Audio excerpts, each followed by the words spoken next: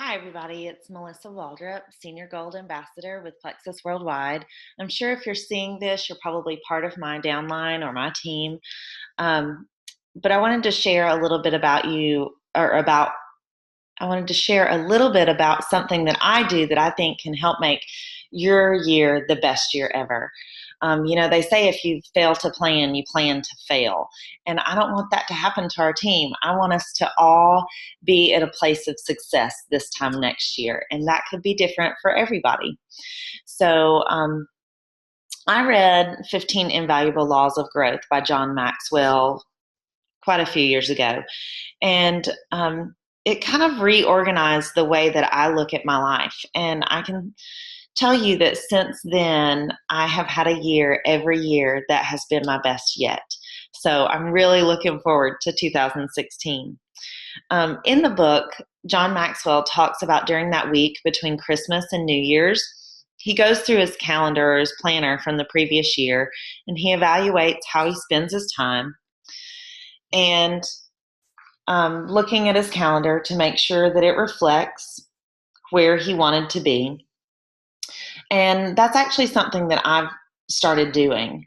And I make sure that my calendar reflects that what I do um, and how I spend my time and where my values are, that it all aligns.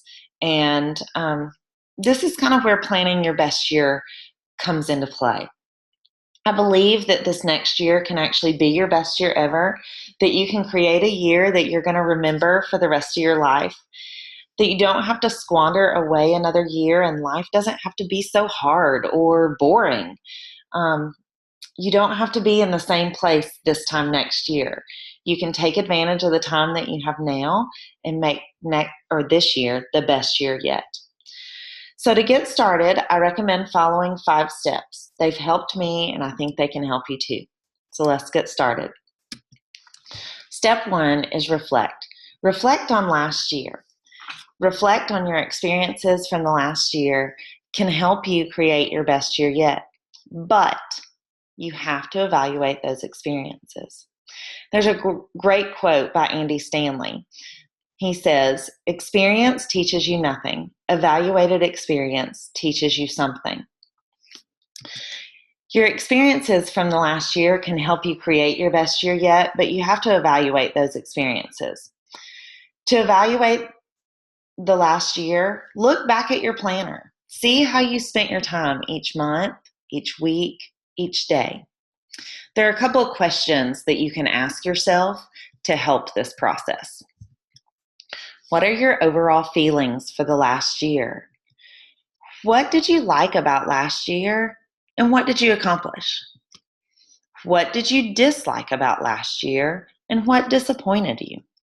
If you could change anything at all about last year, what would it be? How did you do in each of the 8 life categories last year? Health, relationship, finance, career, personal, spiritual, recreation, environment, and service. Did you hit all 8? Maybe not. Did you do great in some and not so great in others? Do you have a handle on a few of those 8 life categories, but not on others? I don't know. But what I want you to do is actually take a pen and paper and physically write down the answers to these questions. Yeah, really, physically write down the answers to the questions. It's so much more effective if you actually write these answers down. You can organize your thoughts that way. You take the process more seriously, and you're more likely to change what you want in order to have the best year ever. When I do this, I look for patterns and I see what I'm putting most of my time into. And I ask myself, does it align with what I want? It's amazing how effective this exercise is in helping me evaluate the past and making changes for the future. So, step 2, let's look at your accomplishments. The first thing is I want you to think about how you want to be remembered. What do you want to do before you die?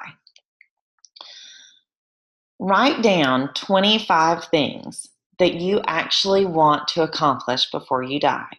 If you could accomplish anything in the world, what would it be? I bet you can come up with 25 of them. Physically, write them down again. It's not enough just to think about what you want to do. Next, I also want you to write down 50 things that you want to do or see before you die. These things can be selfish, selfless, or anything in between.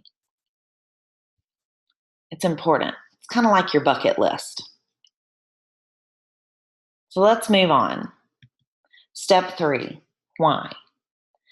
You'll hear a lot of people say, you need to find your why, especially in this business.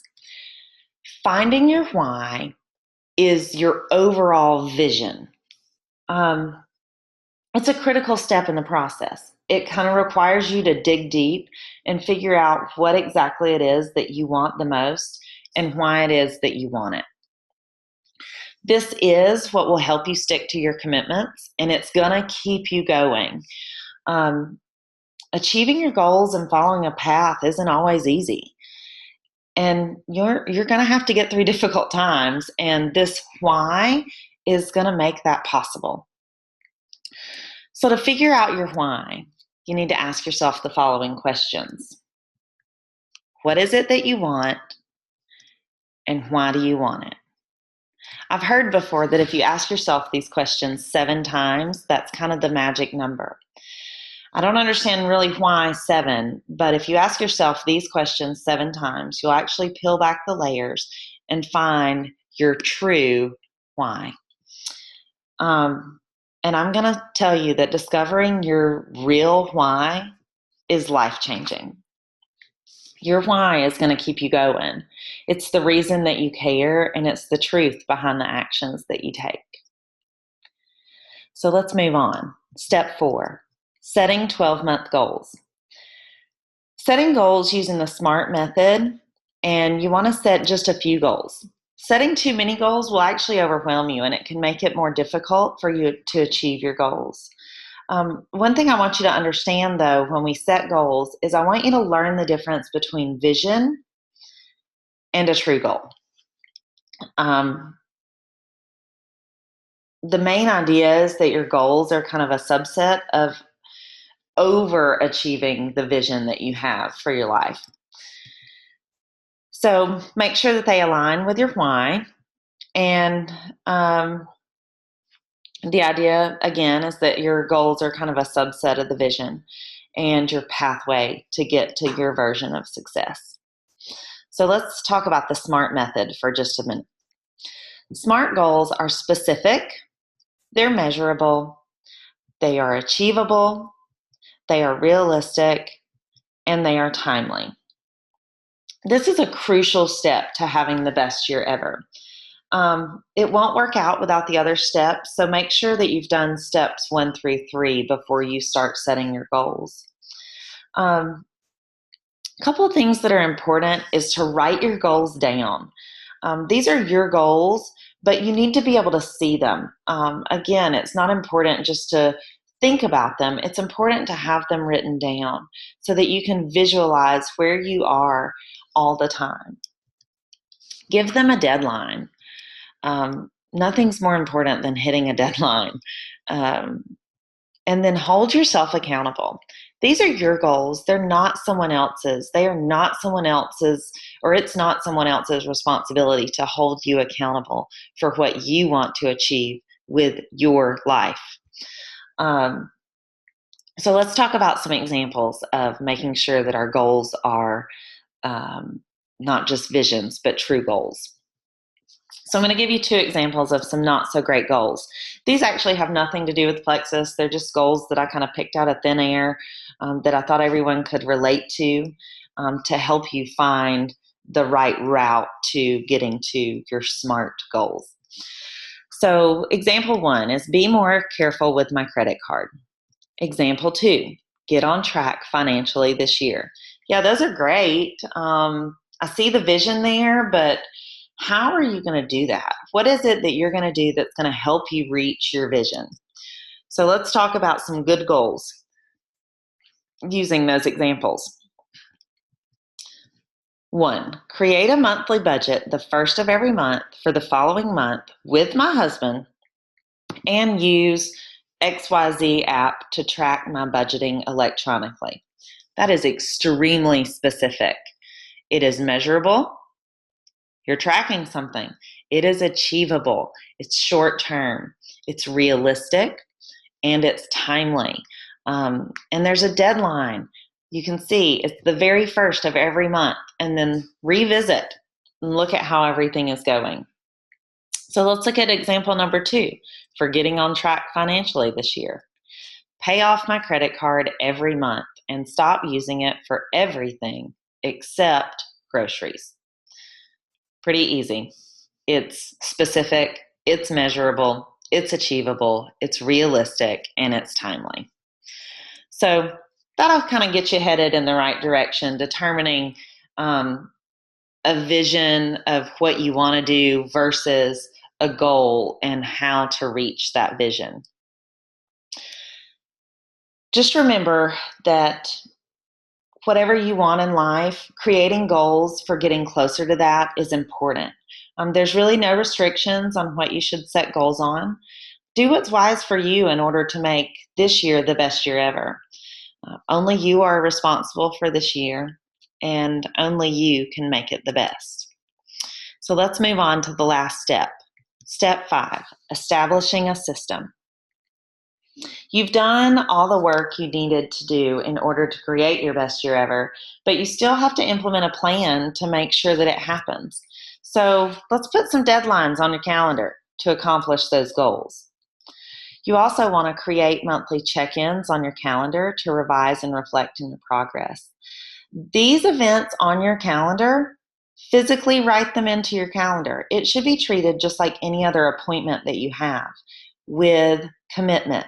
Commit to yourself. When the date arrives, go over your progress and evaluate your experiences, and make some changes when necessary. Be proactive and intentional about creating your future. I'm going to say that again. Be proactive and intentional about creating your future. It's so important. This is about you and your future. Take control of it. Concentrate on your progress and keep notes in writing. Let's recap. I think if you take these 5 steps seriously and plan your year, it's going to be your best year yet. So reflect on last year. Write down 25 things you want to accomplish before you die. Find your why. Why is it that you do what you do every single day? Set goals for the next 12 months. Set up a system to implement your best year ever. Repeat this yearly. That means at the end of 2016, I know we're a little late this year, but at that week between Christmas and New Year's next year, I want you to revisit this.